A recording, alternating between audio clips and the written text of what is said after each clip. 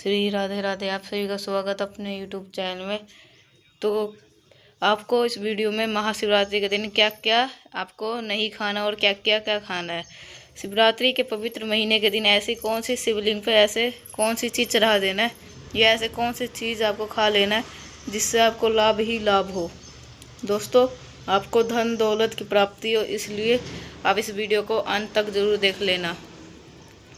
तो आप अगर इस वीडियो को अंत तक देख लेते हैं तो आपकी जो भी मनोकामना है वो पूर्ण हो जाएगी।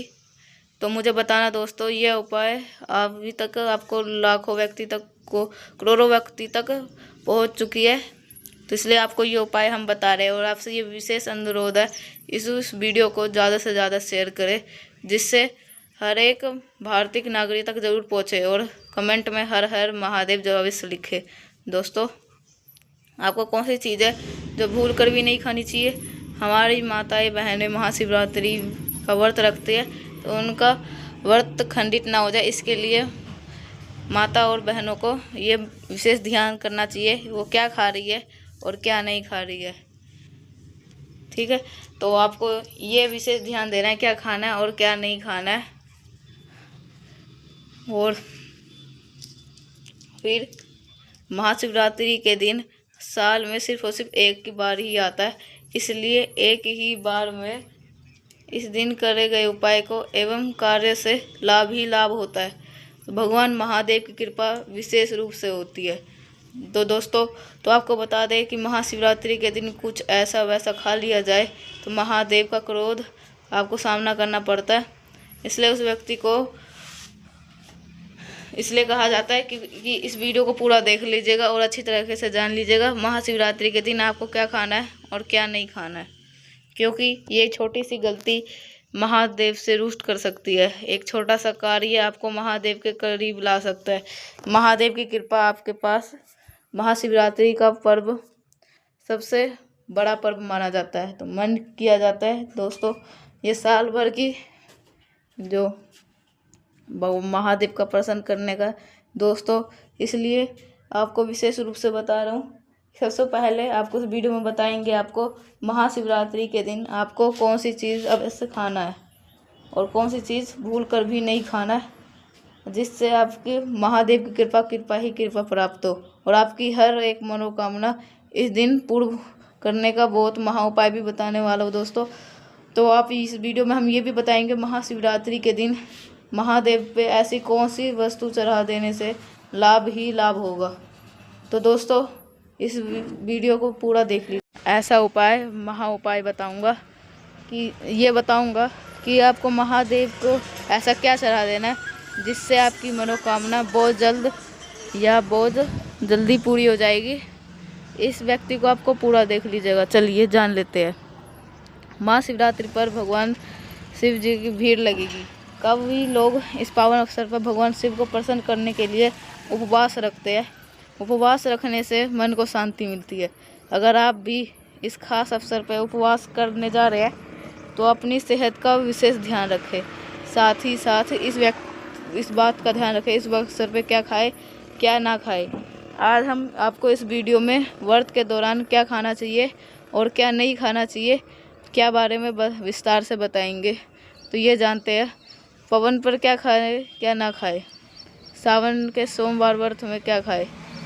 दोस्तों, इस वीडियो के अंत में आपको ये भी बताऊंगा कि आप महादेव से ऐसे कौन सी चीज़ चढ़ा देते हैं जिससे आप भगवान महादेव आपसे जल्दी प्रसन्न हो तो मनोवांछित फल प्रदान करते हैं। तो शिवरात्रि के किसी दिन आप शिवलिंग पे ये चीज़ ज़रूर चढ़ा दीजिएगा। भक्तों बल कई उपवास में फलाहार को खास महत्व दिया गया। फलों के सेवन से व्रत में भक्तों की पूरी ऊर्जा और उन्हें कमजोरी भी महसूस नहीं होती। फलों से खाने से जरूरी पोषण तत्व की आपूर्ति होती है। बस एनर्जी का ही काम नहीं करती, स्वास्थ्य के भी कई फायदे पहुँचते हैं। तो आप व्रत में ऐसे संतरा केला खा सकते हैं। इन्हें खाने से आपका शरीर का हाइड्रेट रहेगा और पेट भी खाली महसूस नहीं होगा। सावन के दिन आप इन चीज़ों को ज़रूर सेवन करें। आपको भगवान महादेव की कृपा होगी आपके ऊपर और आपकी हर एक मनोकामना पूर्ण होगी। चलिए अब ये वस्तु जान लेते हैं। जो इस महाशिवरात्रि पर व्रत रखने वाले भक्ति फलों से बने हुए जूस का बंद भी कर सकते हैं। जूस पीने से उन्हें कमजोरी महसूस नहीं होगी और पूजा पाठ प्रति में उत्साह भी रहेगा। जूस आपको ऊर्जा भी प्रदान करेगा, जिससे आपकी पूर्ति रहेगी। जूस आपको हाइड्रेट रखने में महत्वपूर्ण भूमिका निभाएंगे। उपवास के दौरान आप नारियल का पानी या फ्रूट जूस पी सकते हैं क्योंकि दोस्तों इससे ज़्यादा बड़ा फ़ायदा ये है, ये हमारे शरीर में बहुत अच्छी तरह से ठंडक रखता है और हमें शीतलता प्राप्त करता है। तो पूरे दिन आपको इस वक्त में तो आपको ऐसा वस्तु करे। अगले वस्तु जान लेते हैं 3 कुत्तों का आधा। जैसे कि महाशिवरात्रि के उपवास का सख्त मनाही होती है, हालांकि आपको 2 कुत्ते का आटे का सेवन कर सकते हैं। आपको कुट्टू का आटे से पकौड़ी के साथ में व्रत वाली आलू की सब्जी खा सकते। कुट्टू के आटे का आप साबूदाने का आटा और सिंघाड़े का आटे का भी इस्तेमाल कर सकते हैं। दोस्तों इस अवसर में खाना चाहिए क्योंकि महाशिवरात्रि का व्रत होता है, इसका हर कोई सेवन अवश्य करता है, तो आपको इसका सेवन अवश्य करना चाहिए। सब्जी को शुद्ध आहार समझा जाता है, इसलिए यही इस वक्त में भक्तों को प्रयुक्त आहार होता है। तो आपको खाने में आलू के साथ साथ कद्दू और अरबी की सब्जी को शामिल कर सकते हैं। इन सब्जियों को बनाते वक्त सेंधा नमक का इस्तेमाल करें। 5 ड्राई फ्रूट। शिवरात्रि के में ऐसा भोजन जरूरी है जो आपके पेट को लंबे समय तक भरा रखे और आपको ना तो कमजोरी महसूस हो और ना ही ऊर्जा की कमी झेलनी पड़े। इस स्थिति से बचने के लिए ड्राई फ्रूट्स आपको मदद कर सकते हैं। ये आपको पेट के बल्कि ऊर्जा को भी प्रदान करेंगे। अधिक तलाव होना। शिवरात्रि के वक्त में आपको अधिक तव वक्त करना चाहिए। अगर आपको व्रत में तो आपको इससे पाचन की जरूरी ख़त्म हो सकती है, तो इसलिए आपको अवश्य, अगर आपको एसिडिटी की कमी है तो ऐसे गलती से व्रत में भी चीज़ों का सेवन ना करें। दोस्तों ऐसा आपको भूल कर भी नहीं करना चाहिए। अधिक तक भोजन आप ज़्यादा करें तो इसलिए आपका पेट भी खराब हो सकता है और आपका स्वास्थ्य भी खराब हो सकता है। तो चलिए दोस्तों अब जान लेते हैं कौन सी ऐसी चीज़ है जिन्हें हम भूल कर भी महाशिवरात्रि के दिन आपको सेवन नहीं करना चाहिए, क्योंकि आप अगर इस चीज़ को संपित करते हो तो अगर आप महादेव की कृपा तो कभी प्राप्त ही नहीं होगी, बल्कि उनकी क्रोध का सामना आपको करना पड़ सकता है। इसलिए इन कार्यों को भूल कर भी ना करें, भूल कर भी ना खाएं। महाशिवरात्रि के दिन भक्तों ना कि उन्हें आपको रुष्ट करना है। प्याज लहसुन बना हुआ कोई अच्छा माना नहीं जाता, तो इसके लिए सेहत की बात करें तो प्याज लहसुन आपको सेवन करने से आपको एसिडिटी और अपच की परेशानी हो सकती है। प्याज लहसुन का अभिषेक मत करें। व्रत में सफ़ेद नमक के जगह सेंधा नमक का इस्तेमाल करें। चाय और कॉफ़ी पीने लगते हैं, इस तरीके से आहार में कैफीन की मात्रा ज़्यादा होती है। इससे आपको व्रत के दौरान उल्टी मछली की तरह की शिकायत हो सकती है। अधिक मात्रा में चाय कॉफ़ी साबूदाना से खिचड़ी खीर पूरी जैसी चीज़ों का सेवन करें। इससे आपका शरीर एनर्जी ठीक रहेगा। साथ ही साथ आपको कई तरीके से पोषण कैल्शियम प्रोटीन ऐसे प्राप्त होते हैं, तो आपको किसी तरीके की कमजोरी महसूस नहीं होती। व्रत में शरीर को एनर्जेटिक बनाने के लिए आप इन चीज़ों को सेवन जरूर करें और आपका शरीर स्वस्थ रहेगा। इस चीज़ से महाशिवरात्रि के शिवलिंग पे आखिर वो कौन सी चीज़ है जिन्हें आपको चढ़ाने से भगवान शिव जल्द प्रसन्न हो जाते हैं, मन चाहे वरदान मांग लेते हैं। आप मन चाहे कि महादेव पे ऐसी कौन सी चीज़ चढ़ा देने से आपकी मनोकामना बहुत जल्द पूर्ण होगी और लाखों व्यक्ति की पूर्ण होती है, क्योंकि ये उपाय आपको पहले बार भी बता चुके हैं। क्योंकि महादेव को ऐसी कौन सी चीज़ें अधिक प्रिय है। और महाशिवरात्रि के दिन ये चीज़ महादेव के ऊपर चढ़ा दी जाती है, यानी कि शिवलिंग के ऊपर चढ़ा दी जाती है या उनके पास में रख दी जाती है। तो मान के चलिए आपकी जीवन के तो सारे तारे निराले हो सकते हैं। तो दोस्तों चलिए अब ये भी जान लेते हैं कि शिवरात्रि के दिन ऐसे कौन से वस्तु को चढ़ा देने से महादेव प्रसन्न हो जाते हैं और मानसिक फल देते हैं। आपके जीवन में जाने के लिए ऐसे ऐसे मंत्र से आपको लाभ ही लाभ होगा। चलिए अब जान लेते हैं महादेव की दूसरी बातें। और जो यह महादेव के शिवरात्रि के दिन ऐसे एक पवित्र चीज़ है जिससे हम लाभ ही लाभ हो। भगवान शिव चीज़ के भस्म का उपयोग बहुत ज़्यादा शुभ माना जाता है। महाशिवरात्रि के दिन इन दिन विशेष इस शिवलिंग का जरूर चढ़ाना चाहिए धार्मिक अनुसार के, क्योंकि इसका पूरा थका रहता है। इसलिए आप महाशिवरात्रि के दिन पवित्र महीने में उनके ऊपर भस्म जरूर चढ़ाएं।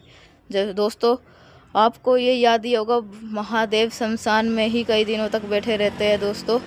तो महादेव का जो भस्म होते हैं यह सदाई प्यारी होती है। इसलिए महादेव अपने स्वयं ही अपने हाथों से ही कई बार इस भस्म को लगाते हैं। तो अपने शरीर से भस्म लगाते हुए इसलिए आपको महाशिवरात्रि के किसी भी दिन अगर आप महादेव के ऊपर भाषण चढ़ा देते हैं तो मान के चलिए आपकी तारीख निराले हो सकते हैं। तो दोस्तों ये उपाय आपको ज़रूर करें। दोस्तों अब हम अपना अगला उपाय बताने वाले हैं। दोस्तों अगला उपाय बताने से पहले अगर आपने भाषण चढ़ाई है उसे चढ़ाते हुए समय आपको एक मंत्र का उच्चारण भी ज़रूर करना चाहिए। ओम नमो शिवाय, ओम नमः शिवाय, ओम नमः शिवाय। इस मंत्र का 3 बारी आपको भाषण जरूर चढ़ती है। तो अगला उपाय आपको हम बताते हैं। अगले उपाय में हम आपको क्या करना है, तो आपको शुभ माना जाता है। ज्योतिष के अनुसार माना जाता है कि वास्तु दोष भी दूर होते हैं तो घर के अंदर सुख शांति आती है। तो दोस्तों आपको ये याद ही होगा कि बेलपत्र एक बेलपत्र मात्रा नहीं है, ये हमारे महादेव, हमारे प्रिय महादेव की सबसे प्रिय माना जाता है। अगर आप शिवरात्रि के दिन बेलपत्र चढ़ा देते हैं तो महादेव के शिवलिंग पे चढ़ना पहले आपसे वह दोस्तों कुछ ऐसे विशेष बातें बताना चाहूँगा। बेलपत्र को चढ़ाते समय इस बात का अवश्य ही ध्यान रखें कि बेलपत्र काटा पीटा ना हो और बेलपत्र एकदम साफ़ होना चाहिए। इसलिए बेलपत्र को आप अपने से ज़रूर धो लें। इससे अच्छी तरह से साफ़ करने के बाद ही महादेव के शिवलिंग के ऊपर ज़रूर चढ़ाए। ऐसा माना जाता है कि बेलपत्र को चढ़ाते समय मानव के जो कठिनाई से जो समस्या है वो जल्दी से 1 से 2 दिन के अंदर इसका फल दिख जाता है। जिसके घर में बीमारी चलती है, जिसके घर में धन दौलत की कमी होती है, तो दोस्तों सावन के दिन ये उपाय किया जाता है। तो चलिए उसके मन ही खुशियाँ बनी रहती है।